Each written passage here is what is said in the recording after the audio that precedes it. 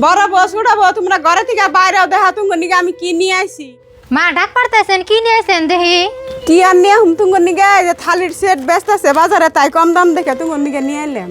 মা আশা করে নিয়েছেন ভালো হয়েছে দেন তালে চোখে হাজার থেকে। নিয়ে তো থুইবে বড় বউরে ডাক দিলাম বড় বউ আলো না বড় বউ আহুক তার বাদে নিয়ে থুইনি। কে রে মা ডাক দিল আর তো কিছুই কো না কি আইনা বাগাবাগি করে যাইছে দেখি।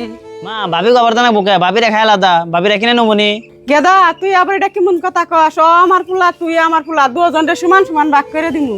কি ভাগ করে দিবেন মা? বউ এই যে কটা থালি আনছি এই থালি কটা তোমরা দুজনে ভাগ করে নেও। মা আমি আর কি ভাগ করে নিমু আর নাম শুন আর নেই ভাগ করে দিন।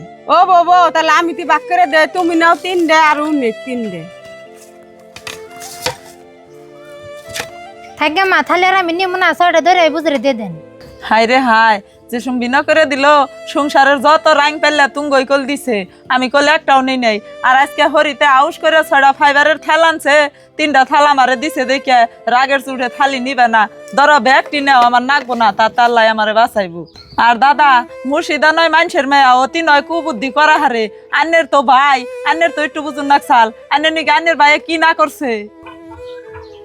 হবাবি আপনি ঠিক কথাই কইছেন আসলে আঙ্গ বোঝার বলেছে আর বায়াঙ্গনকে মেলা কিছু করছে আর থালি আঙ্গ আছে আঙ্গ থালি নাকবো না এটি থালি আপনি নেন গা। দাদা আন্নের বুঝ আন্নে বুঝছুন ইয়াতে আমি খুশি।